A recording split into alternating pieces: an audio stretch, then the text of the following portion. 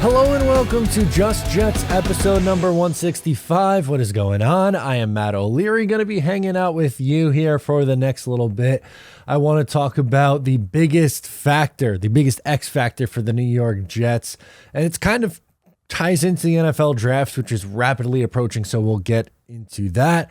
We'll do your voicemails, but before all of that, speaking of the NFL draft, it's almost here, and the most exciting part about the NFL draft is the prospect of being perfectly groomed head to toe with our friends at Manscaped. Manscaped has long had elite downfield play with their Lawnmower 4.0, but in 2023, they have the rookie sensation beard hedger to ensure the face of your franchise is also a pretty one. This 1-2 punch of men's grooming is the best acquisition for any at-home GM. So go to manscaped.com and save some salary cap space with our code JETS20, that is JETS20, to pick up something nice from our friends courtesy of Manscaped. All right, let's get into today's episode. As I mentioned, I want to talk about someone who I think is a major X factor for the New York Jets, and that is Mekhi Becton, whose birthday was yesterday. So that's why Mekhi was on the mind for me. And he turned 24 years old. So obviously still a young guy. The biggest issue with Mekhi in his career so far, unfortunately, has been injuries. It hasn't been lack of talent. It hasn't been anything else with Mekhi Becton. He just hasn't been able to stay on the field the last 2 years. Now, he seemingly, unless something drastic happens, will have an opportunity to compete for a starting job. He is not going to be gifted a starting job, nor do I think he's, I don't know if deserves sounds harsh, but with how things have gone the last 2 years, that makes sense, that you can't just gift rep him an opportunity, but he's going to be competing for a spot on this offensive line, whether it's left tackle or right tackle. As of today, the three tackles the Jets have are Becton, Max Mitchell, and they brought back Dwayne Brown. Now, they could also add another body in the NFL draft. I would absolutely consider adding its offensive tackle at pick 13, whether it's Broderick Jones, who I think is probably the most likely one of the three to be there. If not Broderick and Peter Skoronski or Paris Johnson are on the board and you want to take them, I'm good with that also. But I think when it comes down to Mekhi, and like I said, obviously just one game in the last 2 years, he can completely change the ceiling of this Jets offense. Now, what I mean by that is obviously quarterback is the most impactful position on the field, and you're going to be getting an upgrade there in Aaron Rodgers. But on the offensive line, if the Jets are getting the rookie version of Mekhi Becton for a full season, that completely changes everything, because if not, I would imagine, right, it's either going to be Dwayne Brown or a rookie at left tackle, which means it's Max Mitchell or Mekhi Becton at right tackle. And with all due respect to Max Mitchell, who I thought came in and played okay in a pinch last year, the ceiling of Mekhi is significantly higher than the ceiling of Max Mitchell.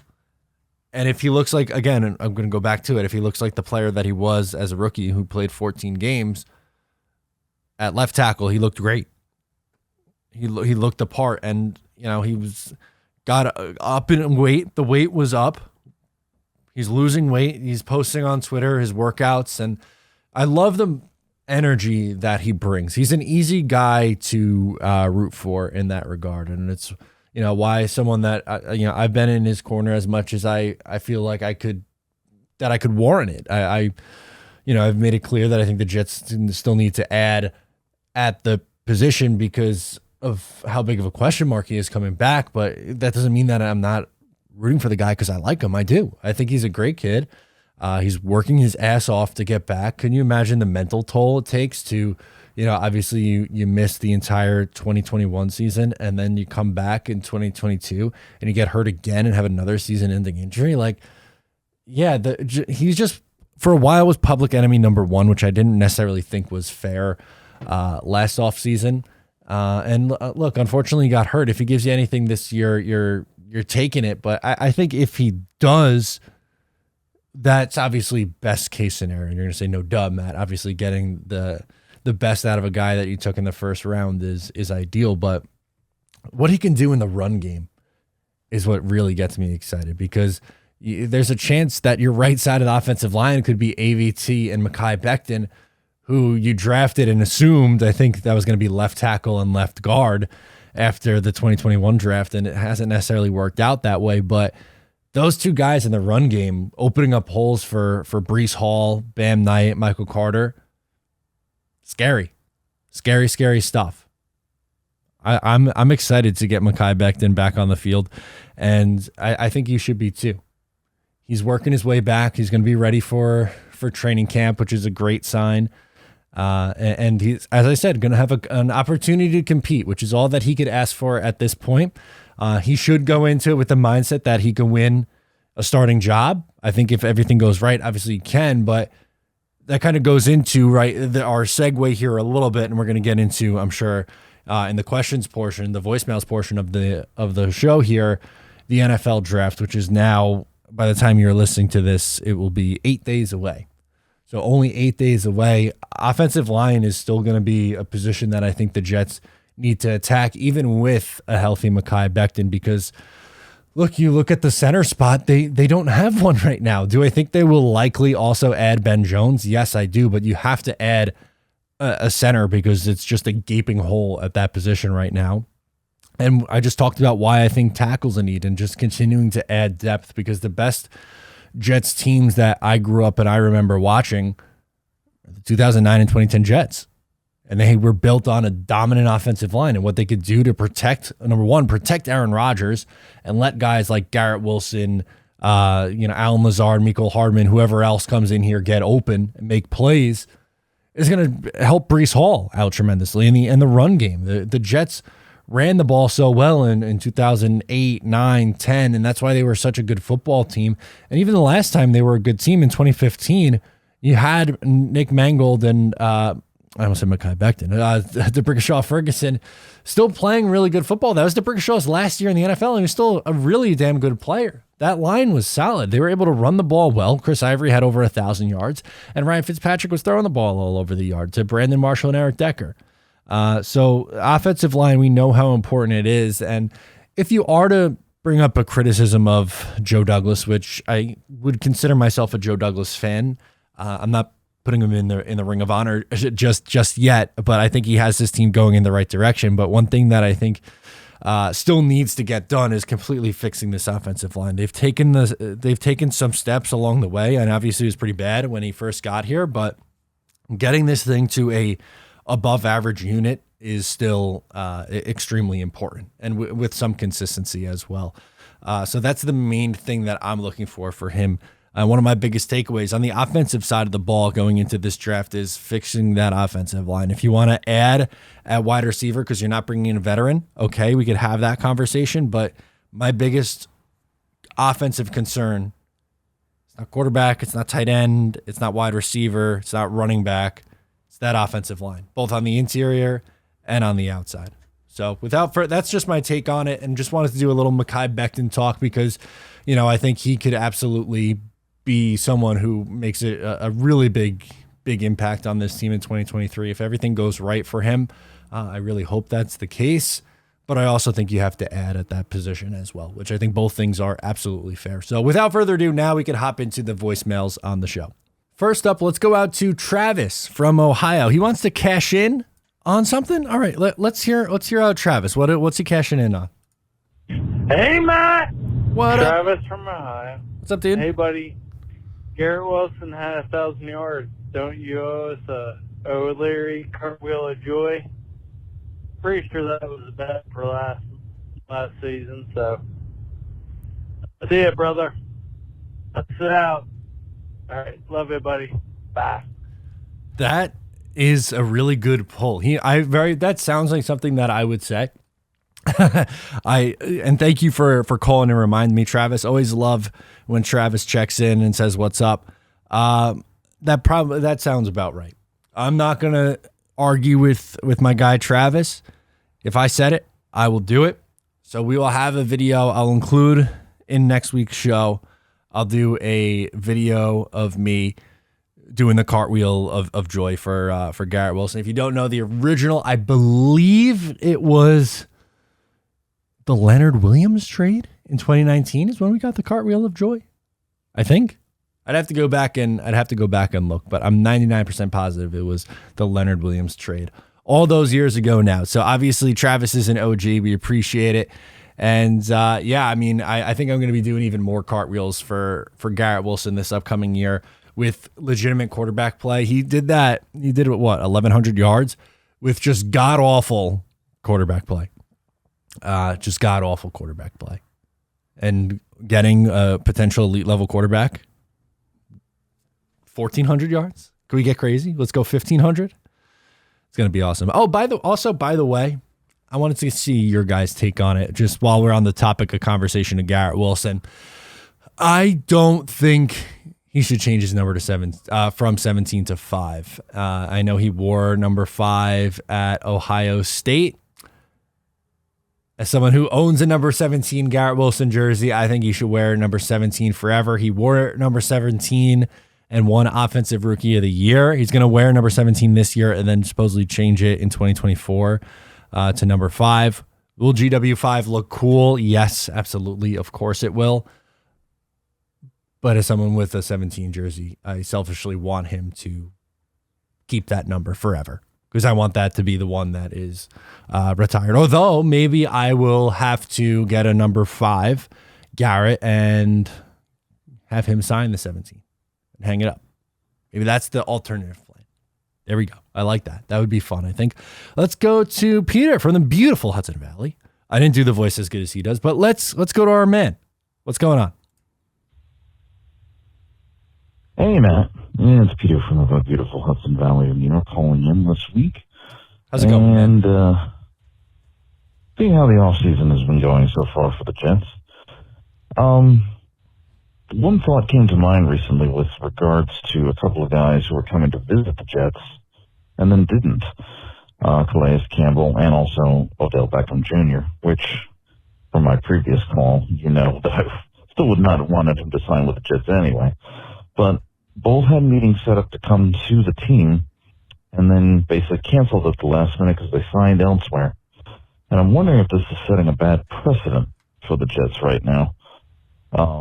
Something's going on in the front office or veterans are not seeing the Jets as a destination for whatever reason at this point, considering the youthful roster, the up-and-coming nature of the team, and possibly getting Rodgers, to make this team a Super Bowl contender. So I'm wondering if that is something that some of these veterans are seeing as a situation maybe they don't want to be involved in, which is making me wonder why we still haven't signed Ben Jones at this point, because the Jets seem to be very interested in getting him in at center, and that still hasn't happened as well.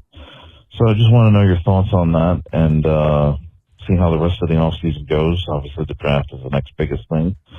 I also wanted to just make a comment that I think the Jets should also try and bring back both Quan Alexander and I think Cedric Awuzie The swing tackle? As a backup swing tackle. If they wind up cutting Dwayne Brown eventually as a cap-saving measure, I think Awuzie is a good backup in the limited role in both left tackle and right tackle.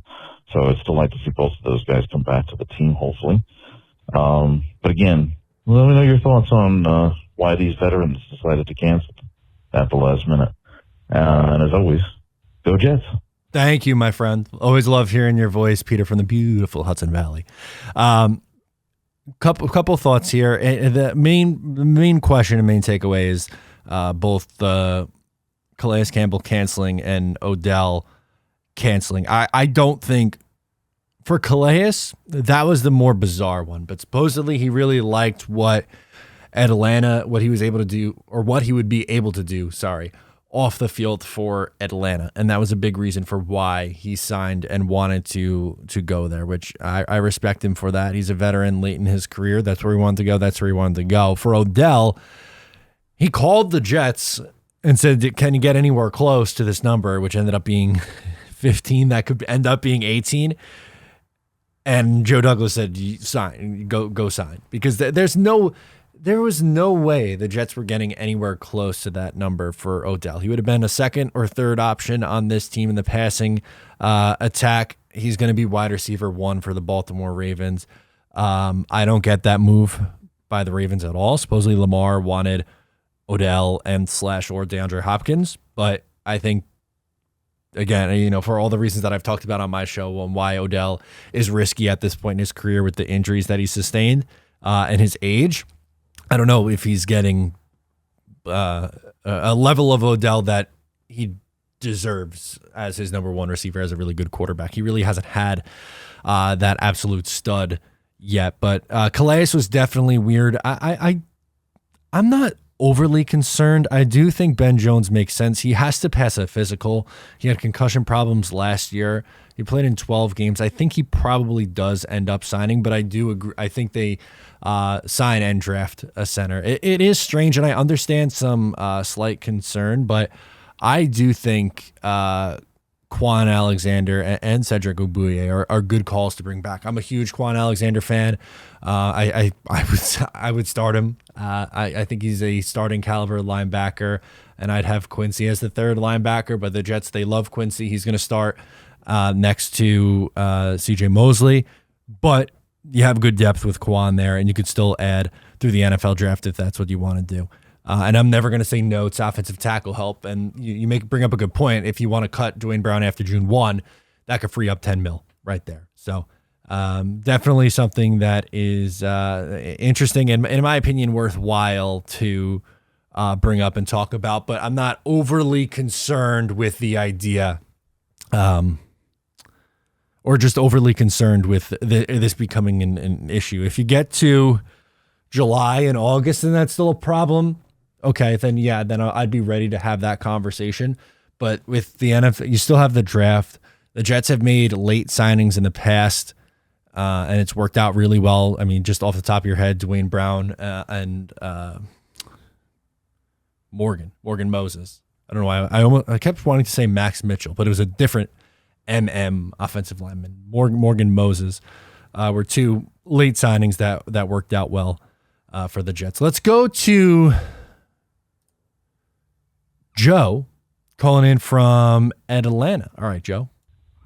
Yo, what's going on, Matt O'Leary? It's your boy Joe, your ATL Jets fan. What's up, dude? I'm all the way from Atlanta, Georgia, man. All right, so we're coming on a little vent here, man. First off, bro, I'm so sick and tired of these negative Jets fans, all right? They sit here talking about what the front office is doing and all this other crap, man. It's like really getting on my nerves. Like, they need to trust the process, for one.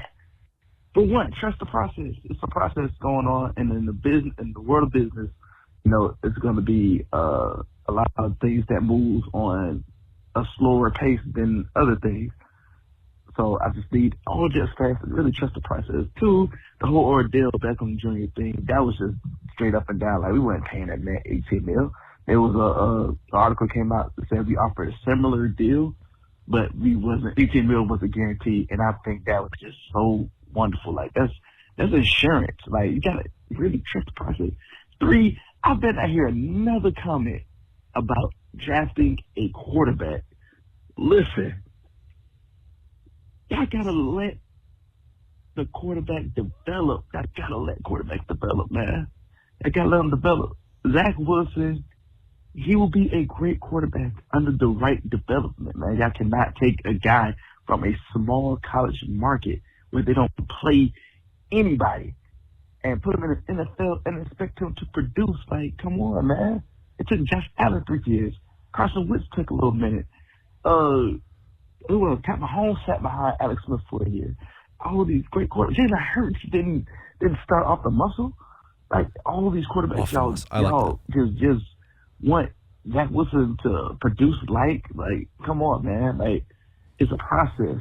It is a process. How long did it take Geno Smith to become the most accurate quarterback in the NFL? It took him a while. It took him a minute. But when he was a Jet, he was going to be that guy. But, due to his ego, he kind of altered his his route here, and he had to ship him out. This is business. I need all Jets fans to really go off on a limb and just write off every freaking quarterback and write off the whole front office. Just do your research. Do your freaking research. Thank you, Matt. I'll let you. There we go. Thank you, Joe, for checking in with us there. Look, with in regards to Zach Wilson, he's going to sit this year behind Aaron Rodgers. If Aaron Rodgers comes back and plays a second year, he will probably sit again if he's not moved at that point. But this is a really big year for him and his development. He has to come into camp and learn and sit behind someone, which is fine. Maybe he doesn't need that starting role right now. I would say he definitely doesn't need that starting role right now. Maybe he's salvageable. It looked really bad through the first 2 years, though. It was historic levels of bad. Unfortunately, I was a big fan of his game coming out. I thought that, how many games did he start as a rookie? 11? 11. I thought he deserved a deeper look, more time. Maybe it was 13 games. More of the story. I thought he deserved a look in year 2, and it got rough. It went off the rails, and he needs to sit to salvage his career. Is it impossible? No, it's not impossible. Is it likely? I don't know if I'm going to say can sit here and tell you with a straight face that I think that Zach is going to turn into a great starting quarterback at this point in his career. I have my doubts with that, but if there was ever a chance for him to sit and resurrect his career, I would think behind Aaron Rodgers, one of the best quarterbacks I've ever seen do it, one of the best quarterbacks this game's ever seen, and someone that he looks up to, then maybe that's how they end up salvaging him. I think that's probably the best way, but I think it's fair to, be critical when it's deserved. Don't go over the top with it, but I think it's just, we'll see. We'll see what it's like at this point. Let's go to Max calling in from New Jersey. He wants to talk about Rodgers trade. Hi, this is Max from Holmdel, New Jersey, and here's my thoughts on the Aaron Rodgers trade. We haven't gotten a deal yet, but I'm not that worried about it because the only thing I'm really worried about is the first-round pick. Woody Johnson is the reason why the deal hasn't gone through is because Woody Johnson just wants to give a first-round pick. But I think we should give it up because we haven't been a playoff team. Who cares that first-round pick? We've had a lot of first-round picks in the last, 12 years. We've been rebuilding. We haven't been a playoff team in 12 years. We're literally the longest playoff drought in all sports. We should just give up a first-round pick this year just to please the Packers, and then we get a bunch of good second-round picks, which is awesome. This can go Jets. Yeah, it's not going to be a first-round pick. Supposedly the rumor, so for those who don't know what Max is talking about here, there was a rumor going around that Woody Johnson doesn't want to give up a 2024 first, which I don't buy it. I don't think that the owner who said that diagnosed the problem as being the quarterback last year and said he would do whatever it takes, and then want to pay the cash out of pocket that it would take to get Rodgers and pay out his contract, not the cap hit, but the actual contract itself, to then be like, but I don't want to give away that first rounder 2 years from now. Is weird. That to me is weird. And I would be okay with the 2024 pick going to them, that it would be a first round pick. I don't think that that's necessarily what it's going to end up being. I do think it's going to be a conditional pick, but if that's what it was, I'm not going to, kill Joe Douglas for it. If that's what the trade ends up being, it wouldn't really bother me if that were the case. Let's close out with the name's Dirty Jesus, and he has some opinions on some draft prospects to potentially target for the Jets. All right, let's go through some draft prospects. Matt, what do you think about us trading back and grabbing maybe Darnell Wright if Harris Johnson and Broderick Jones and Skoronski aren't available? And then hopefully picking up Schmitz in the second round. Do you really like Schmitz over Weipler? Yes. Weipler over Schmitz, I think you said? No. What about Pittman? What about Mazzie Smith? Jack Campbell? Bryce Ford Wheaton? Trey Dean in the fourth round? Shaka Hayward at 207. Rock and roll. All right. Is the Dirty Jesus. Thank you for calling in. You went through a few different prospects there, ranging throughout the draft, but towards the first 2 rounds, I think the ones, like the first one you mentioned, trading back for Darnell Wright, I like him. I think he would be fine as a right tackle. I don't foresee him moving over to left side, which is fine. Maybe the Jets, view Mekhi Becton on that side, competing with Dwayne Brown, and you trade back and get additional assets. I'm not opposed to that. I would probably only do it if Paris Johnson or Broderick Jones and Skoronski aren't available. Kind of like you said, if those top 3 guys are not available, then move back and grab Wright. Sure, I'm okay with that. JMS is one of my favorite players, and both JMS and Jack Campbell I like a lot. I'd be surprised if the Jets took Jack Campbell in the second round. I think he goes somewhere in the top 50, roughly. I don't think the Jets would go that route. I think they're much more likely to either try to move up and get their guy like a Schmitz, or if you don't trade one of those picks for Rodgers, then maybe you're trying to move one of them back to gain more assets that way. But I would think a center in the second round. Other positions to look at, I would have linebacker on there, but I don't think they view it that high. Safety, they still need more of your prototypical free safety because Chuck Clark and Whitehead are both much more downhill kind of players. They're not necessarily the ones who are going to be playing deep. That's not really their game. So I'd be surprised if they went with that duo back there. But, ultimately, I think if I had to guess, and Mazi Smith is someone who's an interior defensive lineman. So my positions that I would expect the Jets to target in the first two rounds or so would be offensive line, more specifically offensive tackle, center, and interior defensive line. Kalijah Cansey is someone that I really like a lot. I don't think he's going to make it to the second round.